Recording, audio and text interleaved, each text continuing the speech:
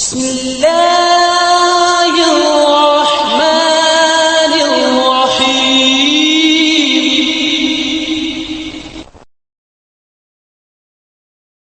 سبحان الذی اسری بعبدہ، پاک ہے وہ ذات جو لے گئی اپنے بندے کو راتوں رات مسجد اقصی سے مسجد حرام سے مسجد اقصی تک۔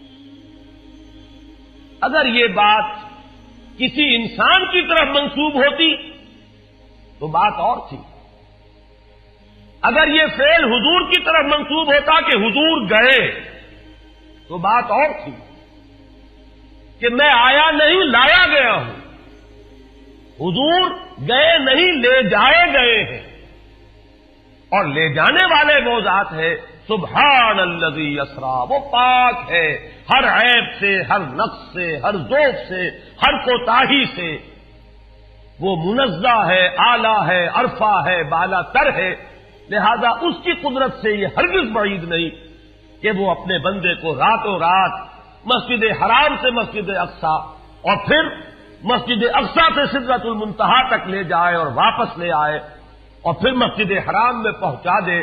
اور بعض روایات میں آتا ہے کہ وضو کا پانی ابھی بہ رہا تھا اور کنڈی جو ہے حضور کے مکان کی وہ ابھی ہل رہی تھی، معلوم ہوا وقت نہیں گزرا۔ میں کچھ بیان کروں گا، میرے بیان کرنے میں کچھ کمی اور بیشی ہونے کا اندیشہ ہے۔ اگر ہم اتنے خوش قسمت ہیں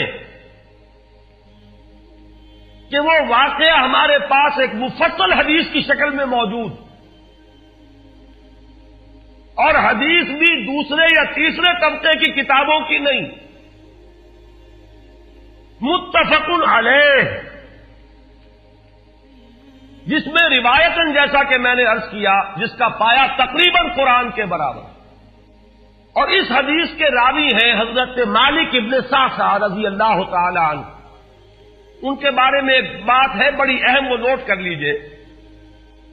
یہ انصاری صحابی ہیں، ان میں سے نہیں ہے کہ جنہیں حدیثیں بیان کرنے کا کوئی زیادہ شوق رہا ہو، یہ غالباً واحد حدیث ہے جو انہوں نے بیان کی، اور انہیں اس سے نہایت شغف تھا، نہایت محبت کے ساتھ انہوں نے اس کو محفوظ کیا تھا، اس کے ایک ایک لفظ کی حفاظت کی تھی۔ چنانچہ بعض دوسرے وہ صحابہ بھی جنہوں نے خود حضور سے یہ بات سنی ہوئی تھی، اب ایک تو وہ خود براہ راست روایت کر رہے ہیں حضور سے کہ ہم نے سنا، حضرت انس ابن مالک رضی اللہ تعالی عنہ خود، لیکن وہ صحابہ بھی ان کی خدمت میں خاص طور پر حاضر ہو کر ان سے اس روایت کو سنتے تھے، اس لیے کہ اس روایت میں ان کا درجہ بہت بلند ہے، ان کو اس سے بہت شغف تھا، تو صحابہ جو براہ راست حضور سے سن چکے وہ بھی ان کے پاس جا کر خاص طور پر اس حدیث کو سنا کرتے تھے۔ چنانچہ یہ روایت جو متفق علیہ ہے، یہ امام بخاری جو اس کو لائے ہیں عن قتادہ عن انس بن مالک عن مالک بن صعصعہ رضی اللہ تعالی عنہم، حضرت انس بن مالک سے روایت موجود ہے مسلم شریف میں براہ راست ان سے، لیکن یہ اس روایت کو بیان کر رہے ہیں حضرت مالک ابن صعصعہ رضی اللہ تعالی عنہ کے حوالے سے۔ روایت کیا ہے؟ ان النبی صلی اللہ علیہ وسلم حدثهم عن لیلۃ اسری بہ۔ اب دیکھیے یہ مرفوع حدیث ہو گئی، حضرت صعصعہ بیان فرما رہے ہیں کہ نبی اکرم صلی اللہ علیہ وسلم نے خود ہمیں سنایا، وہ حالات و واقعات سنائے جو اس رات کو پیش آئے جس رات کے انہیں لے جایا گیا۔ قال بینما انا فی الحطیم وربما قال فی الفجر، حضور فرماتے ہیں کہ میں اسی اثنا میں کہ میں حتیم میں تھا، اور ایک دوسری روایت میں الفاظ حجر آئے ہیں وہ بھی کہتے ہیں اسی حصے کو، مضطجعا میں لیٹا ہوا تھا، اذ اتانی آتن کہ اچانک میرے پاس ایک آنے والا آیا، یہ آنے والے کون ہیں؟ حضرت جبرائیل. یہ بعد میں واضح ہو جائے گا. فَاشْتَقَّ مَا بَيْنَ هَٰذِهِ إِلَىٰ هَٰذِهِ. حضور نے اشارہ فرمایا اس نے یہاں سے یہاں تک میرا سینہ چاک کیا. یعنی من طفرت نہرہ الی شعرتہ. یہ جو گڑھا ہے حلق کا گڑھا یہاں سے لے کر تیرے ناک تک سینہ چاک کیا. فاستخرج قلبی اور میرا دل نکالا. ثم اعطیت بطست من ذهب مملوء ایمانا فغسل قلبی. پھر ایک تشت لایا گیا سنہری جو ایمان سے مملوء تھا، بھرا ہوا تھا. تو پھر اس کے ذریعے سے میرے اس قلب کو، سینے کو دھویا گیا.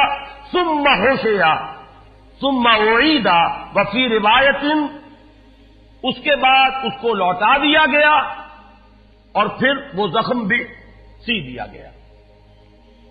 ایک روایت میں آتا ہے ثم غسل البطن بماء زمزم ثم ملئ ایمانا وحکمتا. اسی طریقے سے پورے پیٹ کو بھی صاف کیا گیا مائے زمزم سے اور اس میں بھی ایمان اور حکمت بھر دیے گئے. ثم اعطیت بدابۃ، پھر میرے پاس ایک چوپایا لایا گیا دون البغل فوق الحمار. جو بغل یعنی خچر سے تو کچھ چھوٹا تھا اور حمار یعنی گدھے سے کچھ بڑا تھا. اب یہ جو سفید تھا یقال له البراق، جس کا نام براق ہے. وَيَدَعُ خَطْوَهُ عِنْدَ أَقْصَى طَرْفِهِ، اور اس کا ہر قدم اس کی حد نگاہ پر جا کر پڑتا تھا. فَعِلْتُ عَلَيْهِ، میں اس پر سوار ہوا. فَانْطَلَقَ بِي جبرائیل، اب یہاں نام آ گیا، وہ آنے والے کون تھے. پھر چلے میرے ساتھ حضرت جبرائیل حتی اتت سماء دنیا، یہاں تک کہ وہ آسمان دنیا تک پہنچ گئے، جو پہلا آسمان. اب یہاں دیکھیے وہ روایت میں جو زمینی سفر کا درمیانی حصہ ہے وہ رہ گیا. دوسری روایات سے ہم اس کو جوڑ کر جمع کریں کہ پہلا زمینی سفر ہے، مسجد اقصیٰ تک پہنچے ہیں. وہاں جا کر روایت میں آتا ہے میں نے وہی اپنے اس خچر کو باندھا، براق کو، جہاں انبیاء باندھا کرتے تھے. اور پھر وہاں میں نے نماز ادا کی. بہت سے لوگ جمع ہوئے. میں منتظر تھا کہ کون نماز پڑھائے گا کہ جبرائیل نے میرا ہاتھ پکڑ کر مجھے آگے کیا. میں نے نماز پڑھائی اور پھر جبرائیل نے مجھے بتایا کہ یہ تمام انبیاء تھے جو اس دنیا میں مبعوث ہوئے ہیں اور آج آپ نے ان سب کی امامت کی. یہاں سے پھر شروع ہوا ہے وہ دوسرا سفر.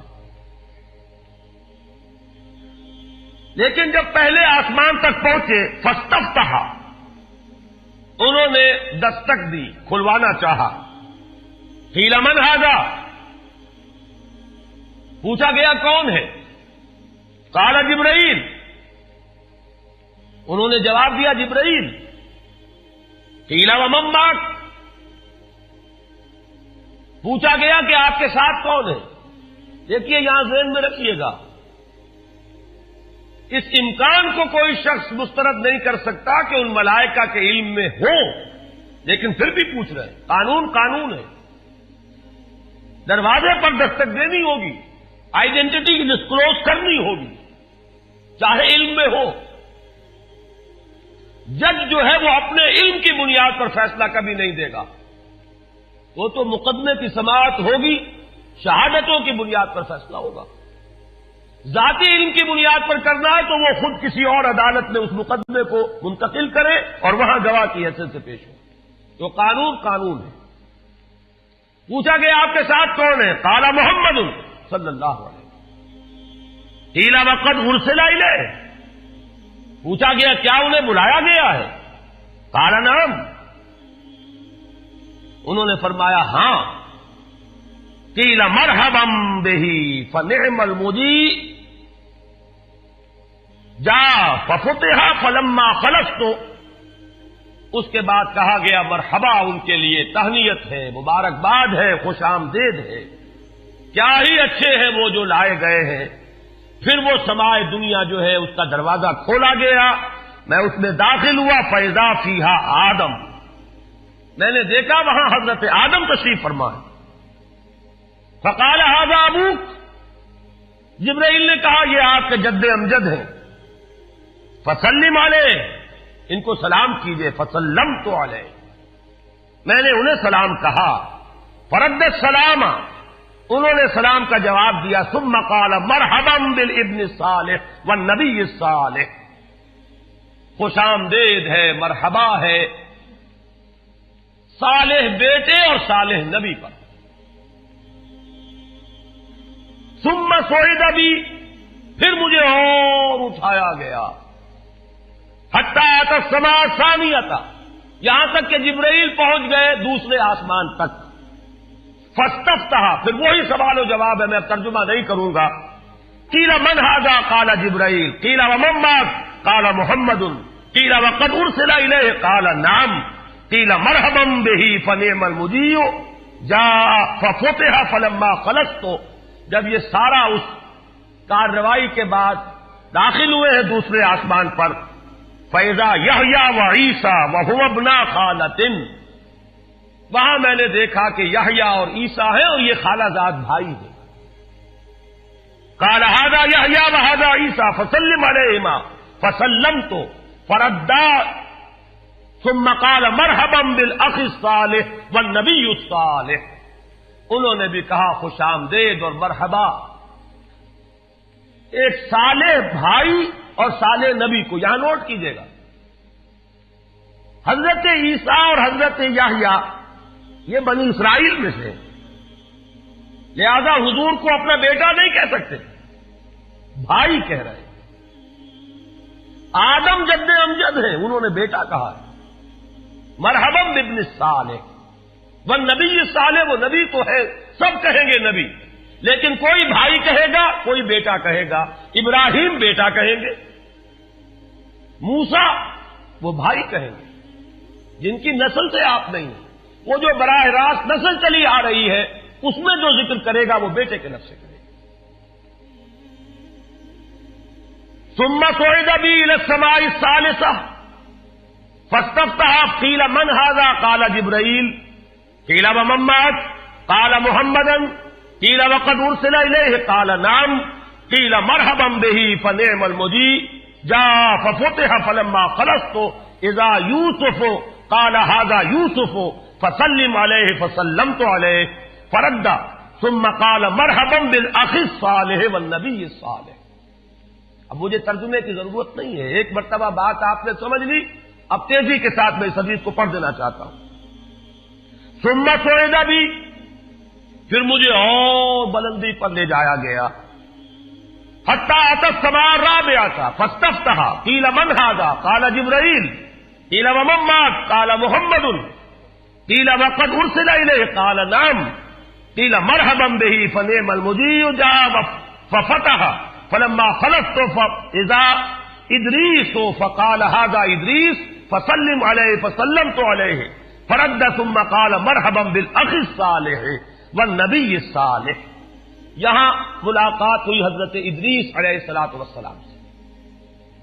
ثم صعد بی حتی اتى السماء الخامسۃ فاستفتح قیل من ھذا قال جبرائیل، قیل ومن معک قال محمد، قیل وقد ارسل الیہ قال نعم، قیل مرحبا بہ فنعم المجیء جاء ففتح فلما خلصت فاذا ہارون قال ھذا ہارون فسلم علیہ فسلمت علیہ فرد ثم قال مرحبا بالاخ الصالح والنبی الصالح۔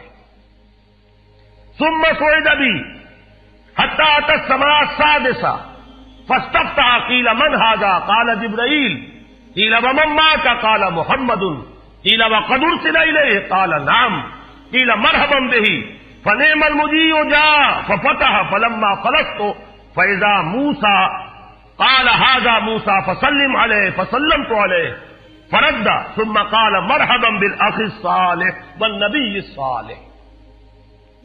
چھٹے آسمان پر یہ حضرت موسیٰ سے ملاقات ہوئی۔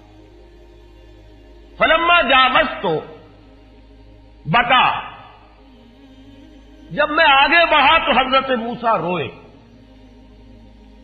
قیل ما یبکیک، ان سے پوچھا گیا کہ آپ کو کیا چیز رلا رہی ہے؟ قال ابکی لأن غلاما بعث بعدی، کہ مجھے اس بات پر رونا آ رہا ہے یہ نوجوان محمد صلی اللہ علیہ وسلم، یہ میرے بہت بعد ان کی بعثت ہوئی ہے۔ يدخل الجنت من امته اکثر ممن يدخلها من امتی، میرے بہت بعد آنے کے باوجود ان کی امت میں سے جنت میں داخل ہونے والوں کی تعداد میری امت کے مقابلے میں بہت زیادہ ہو۔ بہرحال اپنی امت کا خیال تو ہے، وہ شفقت جو نبی اور رسول کو اپنی امت پر ہونی چاہیے وہ ہے بتمام و کمال۔ اسے معاذ اللہ کسی حسد پر معمول نہ کیجیے، بلکہ وہ جو احساس ہوا ہے اپنی امت کی محرومی کا، وہ ہے کہ جس نے حضرت موسیٰ علیہ السلام پر یہ کیفیت طاری کی۔ ثم صعد بی، پھر مجھے اور بلند کیا گیا، الی السماء السابعۃ، ساتویں آسمان پر، فاستفتح قیل من ھذا قال جبرائیل، قیل ومن معک قال محمد صلی اللہ علیہ وسلم، قیل وقد بعث الیہ قال نعم، قیل مرحبا بہ فنعم المجیء جاء، فلما خلصت فاذا ابراہیم قال ھذا ابوک ابراہیم فسلم علیہ، فسلمت علیہ فرد السلام، ثم قال مرحبا بالابن الصالح والنبی الصالح۔ حضرت ابراہیم نے پھر استقبال کیا، خوش آمدید صالح بیٹے اور صالح نبی کے لیے۔ ثم رفعت، اب ذرا یہاں نوٹ کیجئے گا، یہاں سوئد تو نہیں آیا، سوئد ابھی نہیں آیا، رفعت، پھر مجھے اور بلند کیا گیا، الی سدرۃ المنتہا، یہ سدرہ منتہا ہے جس کا ذکر ہے سورۃ النجم۔ اسی سدرۃ المنتہا کے پاس جنت ماوا ہے، وہ جس کا وعدہ کیا گیا ہے، جو ٹھکانہ بنے گی اللہ کے نیکوکار بندوں کا، جس میں وہ رہیں گا ہمیشہ ہمیش۔ فادخلوها خالدین، وہ بھی وہی ہے۔ پھر اٹھائے گئے حضور بیت المعمور تک، ثم اعطیت باناء من خمر واناء من لبن واناء من عسل، پھر میرے سامنے یہ بیت معمور کیا ہے یہ بھی جان لیجئے۔ یہ در حقیقت اس سماء سابعہ پر، ساتویں آسمان پر، خانہ کعبہ کا اصل جو ہے اللہ کا گھر، جس کا یہ ظل اور سایہ اس دنیا میں ہے، خانہ کعبہ، یہ ہے وہ بیت المعمور،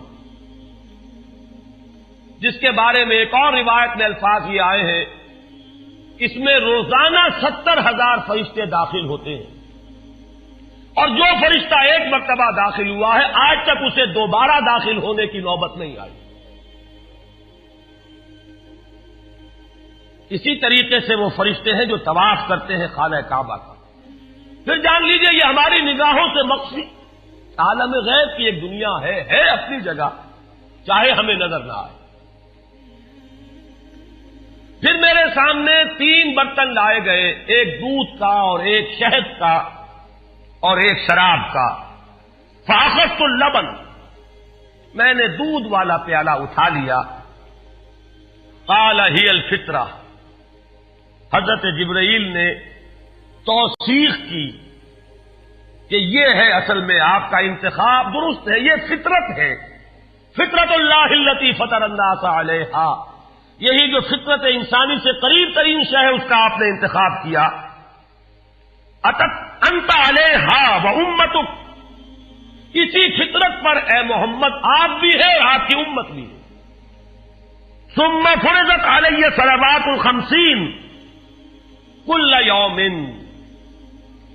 ایک اور روایت میں الفاظ آئے ہیں، اس میں اس کی وضاحت نہیں ہے کہ 3 چیزیں حضور کو یہاں عطا کی گئی۔ ایک تو 50 نمازیں جو فرض ہوئی، ایک دن رات میں 50 نمازیں، اور ایک سورہ بقرہ کی آخری 2 آیات جو تحفہ اللہ نے دیا محمد کو امت کے لیے صلی اللہ علیہ وسلم۔ آمن الرسول بما انزل الیہ من ربہ والمؤمنون کل آمن باللہ وملائکتہ وکتبہ ورسلہ، یہاں سے لے کر آخر تک فانصرنا علی القوم الکافرین تک، یہ 2 آیات یہ جنت کے خزانوں میں سے 2 خزانے ہیں جو شب معراج کو عطا ہوئے ہیں محمد الرسول اللہ کو بطور تحفہ امت کے لیے۔ اور تیسری بات یہ کہ اے نبی، آپ کی امت کے لیے یہ خصوصی بات ہے کہ آپ کی امتیوں کے گناہ کبیرہ بھی بغیر توبہ کے معاف ہو سکیں گے۔ یہ خصوصی تحفے ہیں جو امت کے لیے لے کر آئے محمد صلی اللہ علیہ وسلم۔ 3 تحفے، نماز جو اس معراج میں فرض ہو رہی ہے، اور اسی کو حضور کہہ رہے ہیں الصلاۃ معراج المومنین، اہل ایمان کے لیے یہ بمنزلہ معراج ہے۔ اس میں پھر روایت میں تفصیل آ رہی ہے، واپس جب آئے ہیں حضرت موسیٰ سے ملاقات ہوئی اور انہوں نے یہ فرمایا کہ یہ 50 نمازیں بہت ہیں، مجھے تجربہ ہے، تمہاری امت اس کا تحمل نہ کر سکے گی، واپس جاؤ، درخواست کرو، کم کرواؤ۔ حضور گئے، 10 نمازیں اس میں معاف ہوئی، 40 ہوئی، پھر یہی بات ہوئی، پھر بھیجا حضرت موسیٰ نے، پھر 30 ہوئی، پھر 20 ہوئی، چوتھی مرتبہ پھر وہ 10 اور پھر 5 رہ گئیں۔ اس پر بھی حضرت موسیٰ نے یہ کہا اب بھی جاؤ، یہ بھی بھاری ہے۔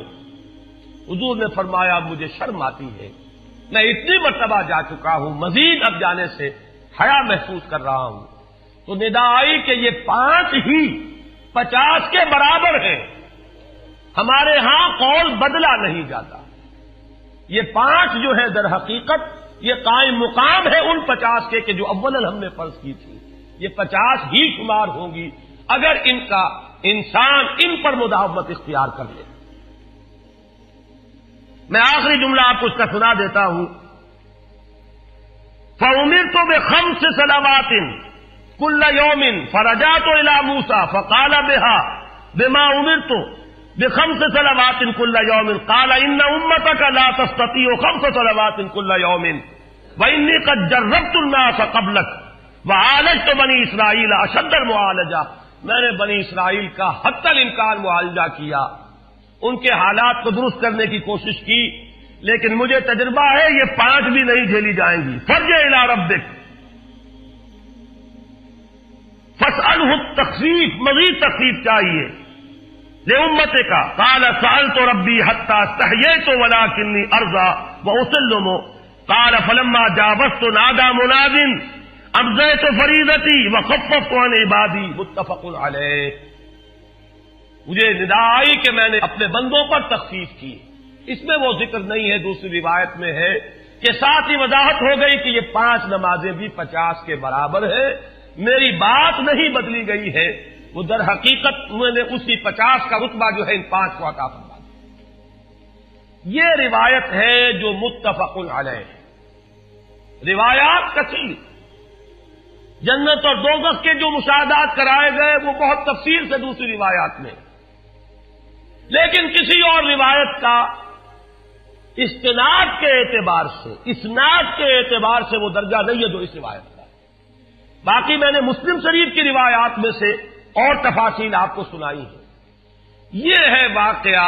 پھر حضور واپس آئے ہیں، وہیں بیت المسجد اقصی میں آئے ہیں، پھر واپس تشریف لائے ہیں، اور اس کا میں بیان کر چکا ہوں دوسری روایات میں کہ وقت بالکل نہیں گزرا، کہیں روک دیا گیا ہے، پوری کائنات کو کہیں تھام دیا گیا۔ یہ بات تو وہ ہے جو آج سے پہلے بھی سمجھ میں آ سکتی تھی کہ شاید کسی ایک جگہ پر پوری کائنات کو روک دیا گیا، وقت بالکل نہیں گزرا کسی کے لیے۔ لیکن جیسا کہ میں نے عرض کیا، اس وقت تو یہ بھی سمجھ میں آتا ہے کہ سب کے لیے وقت گزر رہا ہو اور صرف محمد الرسول اللہ کے لیے نہ گزرے صلی اللہ علیہ وسلم. آج یہ بات بھی سمجھ میں آ سکتی ہے، لیکن یہ ہے کہ قرین قیاس وہی پہلی بات ہے کہ اس میں پورے اس وقت کے لیے وقت کی رفتار کو روک دیا گیا ہو. وہ مسئلہ یاد آ گیا کہ آگے بڑھو یا وقت کی رفتار روک دو. تو یہ وقت کی رفتار ہے جو محمد الرسول اللہ صلی اللہ علیہ وسلم کے لیے روک دی گئی. اس کے بعد جو ہنگامہ ہونا چاہیے تھا وہ ہوا. صبح جب حضور نے فرمایا کہ یہ میرے ساتھ واقعہ پیش آیا ہے تو جو رد عمل ہونا چاہیے تھا وہ ہوا ہے. یہاں تک بھی ہوا ہے کہ بہت سے مومنین صادقین متزلزل ہو گئے. مشرکین نے، کفار نے بغلیں بجائی کہ اب ہمیں موقع مل گیا. معلوم ہوتا ابھی تک تو شک ہی کی بات تھی کہ ان کو کچھ خلل دماغی کا عارضہ ہے، اب تو ثابت ہو گیا، کسی شک و شبے کی گنجائش نہیں. چنانچہ اب آپ اس کا اندازہ کیجئے، یہ واقعہ مکے میں بیٹھ کر بیان کیا جا رہا ہے، امتحان لیے گئے ہیں. اچھا اگر گئے تھے تو بتاؤ مسجد اقصی کے ستون کتنے ہیں، وہاں کی کھڑکیاں کیسی ہیں؟ حضور فرماتے ہیں، ایک حدیث موجود ہے کہ میں گھبرا گیا، اس لیے کہ کس کو یاد رہتا ہے. مسجد اقصی میں جا کر حضور ستون تو نہیں گن رہے تھے، لیکن یہ کہ جب پوچھا جا رہا ہے تو مجمع میں تو ہو سکتا ہے کہ تالی پٹ جائے کہ اچانک اللہ تعالی نے میرے سامنے مسجد اقصی کو کر دیا. اب میں دیکھ کر بتا رہا ہوں اور لوگ دنگ ہو رہے ہیں. اب دیکھیے وہ مشاہدہ جو میں نے عرض کیا تھا، مشاہدات بے شمار ہیں. جنت سامنے لے آئی جاتی ہے اور آگ سامنے لے آئی جاتی ہے، جہنم سامنے لے آئی جاتی ہے، مسجد اقصی سامنے لے آئی گئی ہے، جن میں سے ہر سوال کا جواب حضور نے مشاہدے سے لیا. اسی ضمن میں وہ واقعہ آتا ہے کہ حضرت ابو بکر کے پاس گئے لوگ دوڑے دوڑے. وہ یہ سمجھتے تھے کہ اگر یہ پالا ہم مار لیں تو پھر ہماری جیت ہے. ابو بکر کو اگر ہم متزلزل کر دیں تو پھر گویا کہ ہمارے لیے کوئی اور پرابلم نہ رہے گا. روایت میں آتا ہے حضرت ابو بکر نے بھی سن کر ایک دفعہ جھرجھری لی ہے، لیکن صرف ایک سوال کیا، کیا واقعی وہ یہ فرما رہے ہیں؟ لوگوں نے خوش ہو کر کہا، تالیاں بجائے، ہاں ہاں کہہ رہے ہیں، چلو ہم لے چلتے ہیں. انہوں نے سمجھا کہ ہمارا وار جو ہے کارگر ہوا ہے، واقعی کو تزلزل ہے.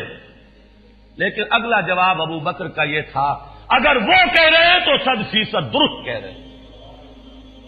میں روزانہ یہ مانتا ہوں کہ فرشتہ آسمان سے ان کے پاس آتا ہے، تو اگر ایک مرتبہ انہیں آسمان پر لے جایا گیا تو یہ کون سی بعید ہے؟ یہ ہے وہ دن کہ جس کے بعد صدیق اکبر شمار ہوئے ہیں ابو بکر صدیق.